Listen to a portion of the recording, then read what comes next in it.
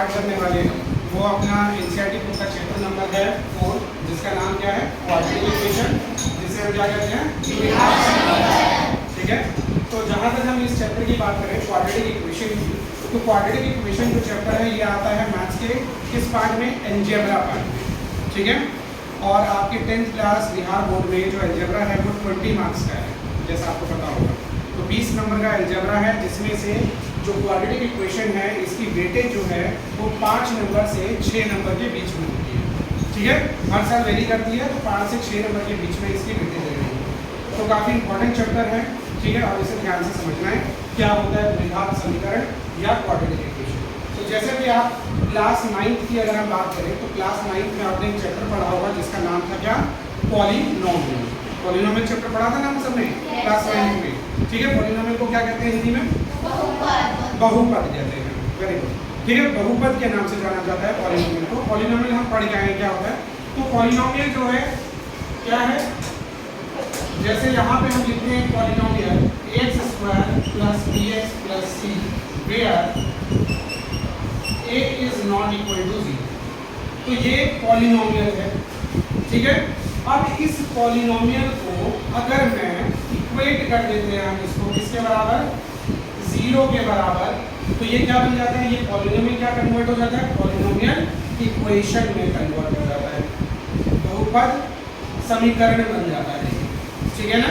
अभी ये क्या है, एक बहुपद है, और अगर किसी बहुपद को हम 0 के बराबर कर देते हैं, उसको इक्वेट करके 0 के बराबर लिख देते हैं, तो वो क्या किसमें तब्दील हो जाता है, बहुपद समीकरण में तब्दील हो जाता है। तो ये पॉलीनोमियल है, इस पॉलीनोमियल को हम स्पेशल क्या कहते हैं, ये कैसा पॉलीनोमियल है, क्वाड्रेटिक पॉलीनोमियल। किस टाइप का पॉलीनोमियल है ये, क्वाड्रेटिक पॉलीनोमियल। पॉलीनोमियल में भी हमने टाइप्स पढ़े थे क्लास 9 में, तो ये उनमें से एक टाइप है जिसका नाम क्या है, क्वाड्रेटिक पॉलीनोमियल। कोई बताएगा इसको हम क्वाड्रेटिक पॉलीनोमियल क्यों कह रहे हैं, हाँ वेरी गुड, क्योंकि यहाँ पे आप देखोगे हमारे पास यहाँ पे x है वेरिएबल, वेरिएबल को हम हिंदी में क्या कहते हैं, चर, ठीक, चर है x, और इस चर की वैल्यू अगर हम बात करें, डिग्री की बात करें अगर हम, तो इस चर का डिग्री क्या है, हाईएस्ट पावर। डिग्री मींस क्या होता है, हाईएस्ट पावर। तो यहाँ पे x का पावर क्या है, 2, यहाँ पे x का पावर क्या है, 1, तो हाईएस्ट पावर कितनी हुई, 2। तो अगर चर की हाईएस्ट पावर या हाईएस्ट डिग्री जो है 2 अगर होती है, तो ऐसी पॉलीनोमियल को हम क्या कहते हैं, क्वाड्रेटिक पॉलीनोमियल। और ये क्वाड्रेटिक पॉलीनोमियल क्वाड्रेटिक इक्वेशन में कब बदल जाता है, जब हम उस क्वाड्रेटिक पॉलीनोमियल को किसके बराबर कर देते हैं, 0 के बराबर। तो अगर इसी इक्वेशन को मैं ax² + bx + c को मैं 0 के बराबर कर देता हूँ, अगर हम, ठीक है, 0 के बराबर कर देते हैं, तो ये क्या बन गया, क्वाड्रेटिक इक्वेशन, या इसे हम कहेंगे क्या, समीकरण। इतनी बात सबको समझ में आई। और यहाँ पे a जो है 0 के बराबर नहीं होगा, क्योंकि अगर a 0 के बराबर हो गया तो ये टर्म तो 0 हो जाएगी, और ये द्विघात समीकरण नहीं रहेगा। ये किस समीकरण में चेंज हो जाएगा, रैखिक समीकरण में, जिसे हम कहते हैं लीनियर पॉलीनोमियल, या यहाँ पे ये लीनियर इक्वेशन में तब्दील हो जाएगा। बात इतनी सबको समझ में आती है, ठीक। अब इस चैप्टर को पढ़ना हमारे लिए क्यों जरूरी है, ये भी समझ में आना चाहिए, है ना। ये चैप्टर हम पढ़ तो रहे हैं, बट क्यों पढ़ रहे हैं, कहीं ना कहीं हम डेली लाइफ में इसका यूज करते होंगे। तो जैसे अगर हम इसकी बात करें कहाँ पे, तो इसको एक छोटे से एग्जांपल से हम समझ लेते हैं।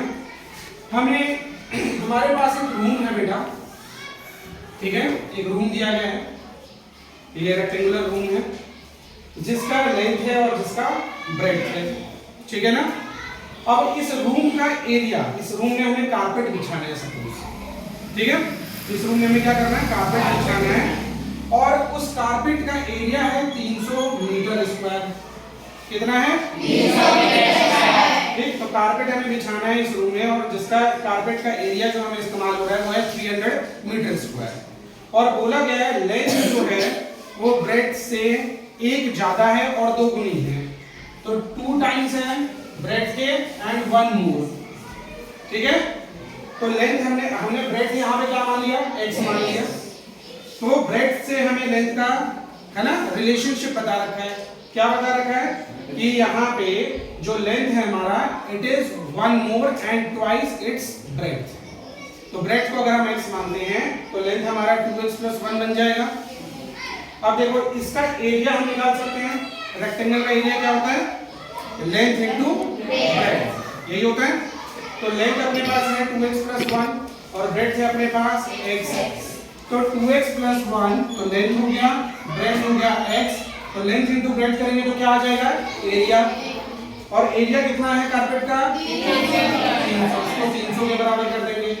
अब इस ब्रैकेट को अगर हम ओपन करते हैं, मल्टीप्लाई करते हैं तो क्या बन जाएगा? Plus x = 300।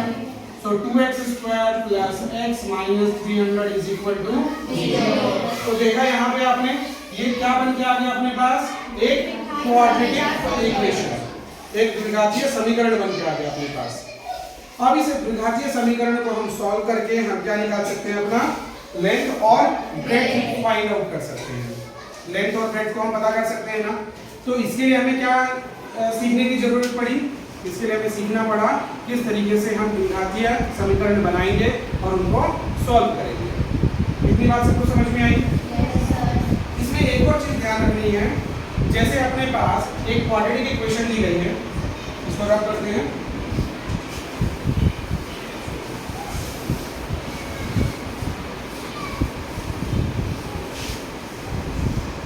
यहाँ पे बात करते हैं हम एक क्वाड्रेटिक इक्वेशन, एक एग्जांपल से समझते हैं। 3x² + 4x = 5 एक दिया गया है, x + 2x² - 4 = 0। ठीक है, ये दो अपने पास कैसे हैं? क्वाड्रेटिक इक्वेशंस हैं ये, बट ये अभी स्टैंडर्ड फॉर्म में नहीं है। तो स्टैंडर्ड फॉर्म क्या होती है हमें क्वाड्रेटिक इक्वेशन की? तो स्टैंडर्ड फॉर्म के लिए जरूरी है आपकी जो वेरिएबल है, जो चर है, वो हाईएस्ट ऑर्डर में लिखे जाए। ठीक है, तो सबसे पहले सबसे बड़ा चर लिखा जाएगा जिसकी हाईएस्ट डिग्री है, उसके बाद उससे कम वाला, उसके बाद उससे कम वाला। बात सबको समझ में आती है? तो डिग्री जो होनी चाहिए वो डिसेंडिंग ऑर्डर में होनी चाहिए, वो अरेंज होनी चाहिए। ठीक है, तभी हमारा जो क्वाड्रेटिक इक्वेशन का स्टैंडर्ड फॉर्म तैयार होगा। तो यहाँ पे अगर हम बात करें तो इसको कन्वर्ट कर दें, 3x² + 4x, इसको भी करना है। तो यहाँ पे देखो अपना चर जो है या वेरिएबल जो है उसकी हाईएस्ट डिग्री 2 है, सबसे बड़ी डिग्री पहले लिखी गई, फिर उससे कम, फिर उससे कम। ठीक, यहाँ पे ये स्टैंडर्ड फॉर्म में है नहीं, तो स्टैंडर्ड फॉर्म में कैसे बनाएंगे? सबसे हाई डिग्री वाली। तो कौन है पहले हाई डिग्री? 2x²,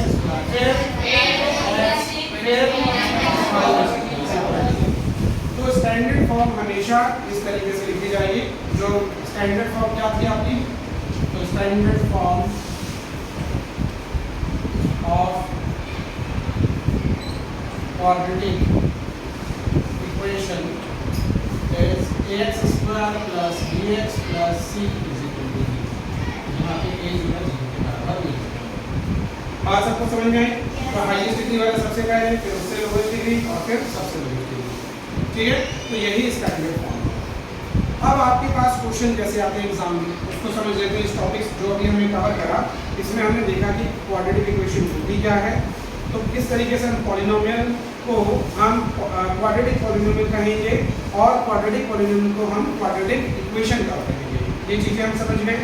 हम ये समझ गए इस टॉपिक को देख के कि हमारी क्वाड्रेटिक इक्वेशन हम कैसे बनाते हैं और उसको किस तरीके से सॉल्व करेंगे, वो भी सीखेंगे। ठीक है, और स्टैंडर्ड फॉर्म के बारे में हम जानेंगे, क्वाड्रेटिक इक्वेशन की क्या होती है, स्टैंडर्ड फॉर्म। इतनी बातें सबको समझ में आ गई ना? कोई दिक्कत नहीं? अब देखो यहाँ पे क्वेश्चन कैसा आता है इस टॉपिक से रिलेटेड। अब आपको चेक करने के लिए आएगा कुछ, है ना? आपके पास इक्वेशन दे दी जाएगी, पॉलिनोमियल इक्वेशन दे दी जाएगी और बोलेंगे फाइंड आउट कि इनमें से कौन सी पॉलिनोमियल इक्वेशन जो है वो क्वाड्रेटिक इक्वेशन है। जैसे आपके पास क्वेश्चन आएगा, check whether which one is quadratic equation। यहाँ में इसकी बात करते हैं। तो हमें क्वेश्चन दे दिया गया x 2x + 1 = 5 - x। दूसरा दे दिया गया x² + 4x + 5 = 2x² - 4x + 2। तीसरा दे दिया गया x plus 2 x minus 1 is equal to x plus 4 x minus 1। ये ले लिया। अब इसमें हमें पता लगाना है कौन सी क्वाड्रेटिक इक्वेशन है और कौन सी नहीं। तो सबसे पहला वाला अगर हम बात करें सबसे पहले पार्ट की, तो ये क्या स्टैंडर्ड फॉर्म में लिखा गया है? तो यहाँ तो अभी हमें देख ही नहीं रहा ना कि क्वाड्रेटिक इक्वेशन है भी या नहीं। तो पहले तो इसको हम सॉल्व करेंगे और क्वाड्रेटिक इक्वेशन के स्टैंडर्ड फॉर्मेट पे इसको बनाएंगे। ठीक, तो इसको सॉल्व करते हैं। देखो जरा यहाँ पे, तो इसको इससे मल्टीप्लाई करेंगे, क्या आएगा? 2x। तो 2x स्क्वायर, फिर x को कौन से करेंगे? प्लस x आएगा is equal to 5 minus x। अब सबसे हाईएस्ट वाली पावर पहले लिखी जाएगी 2x स्क्वायर, फिर ये x इधर दिख रहा है माइनस का, ये इधर आएगा तो क्या हो जाएगा? प्लस। तो x और ये इधर आके प्लस x होगा, ये क्या बन गया? 2x। और ये इधर आएगा माइनस 5। क्या ये स्टैंडर्ड फॉर्मेट है क्वाड्रेटिक इक्वेशन का? यस, है ना? तो ये क्या है? ये अपना क्वाड्रेटिक इक्वेशन है। बात सबको समझ में आ रही कैसे सॉल्व करना है? ठीक है, जरूर आता है एग्जाम में, इसको ध्यान से समझ लेना है। तो हमें इस तरीके की इक्वेशन दी होगी, पॉलिनोमियल इक्वेशन, हमें पता लगाना है वो पॉलिनोमियल इक्वेशन क्वाड्रेटिक इक्वेशन है या नहीं है। तो हमें सॉल्व करके पता लगा लेना है, स्टैंडर्ड फॉर्म चेक कर लेना है। वो अगर उसमें हाईएस्ट डिग्री 2 वाला है वेरिएबल, तो वो अपना क्या है? क्वाड्रेटिक इक्वेशन होगा। उसी तरीके से इसको सॉल्व करते हैं। ठीक है, तो यहाँ पे x स्क्वायर है, पहले तो इसको स्टैंडर्ड फॉर्मेट पे लेके आए। तो x स्क्वायर प्लस 4x प्लस 5 is equal to 2x square minus 4x plus 2। तो सभी को हम उठा के क्या करते हैं? लेफ्ट साइड ले जाते हैं। ठीक है, सो x स्क्वायर है इधर, ये इधर आएगा माइनस का 2x स्क्वायर, प्लस का 4x है, ये इधर आएगा प्लस का 4x हो जाएगा, प्लस 5 है, ये इधर आएगा माइनस का 2 हो जाएगा। तो x स्क्वायर में से 2x स्क्वायर जाएगा, कितना आएगा? Minus x square. Very good. तो minus x square, 4x plus 4x कितना हो जाएगा? 8x। 5 माइनस 2 3। अच्छा ये बताओ, ये स्टैंडर्ड फॉर्म है क्वाड्रेटिक इक्वेशन का? है? ध्यान से देखो, स्टैंडर्ड फॉर्म है ये?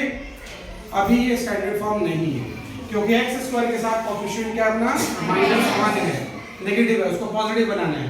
पॉजिटिव बनाने के लिए क्या करते हैं? -1 से थ्रू आउट मल्टीप्लाई कर देते हैं। यहाँ पे भी मल्टीप्लाई कर देंगे, यहाँ पे भी। तो यहाँ पे मल्टीप्लाई करेंगे या माइनस कॉमन निकाल दो इनमें से, तो कॉमन निकालेंगे तो क्या बचेगा? प्लस का x स्क्वायर, ये क्या बचेगा? माइनस का 8x, ये क्या बचेगा? माइनस का 3 इज इक्वल टू 0। ये बन क्या गई अपनी क्वाड्रेटिक इक्वेशन। तो ये क्वाड्रेटिक इक्वेशन दिख रहा है, स्टैंडर्ड फॉर्मेट है ना? तो ये भी अपना क्या क्वाड्रेटिक इक्वेशन है, ये भी अपना क्या है? क्वाड्रेटिक इक्वेशन है। अब एक ये जो बचा है, इसको आप सब सॉल्व करो और बताओ मेरे को ये क्वाड्रेटिक इक्वेशन है या नहीं, फटाफट।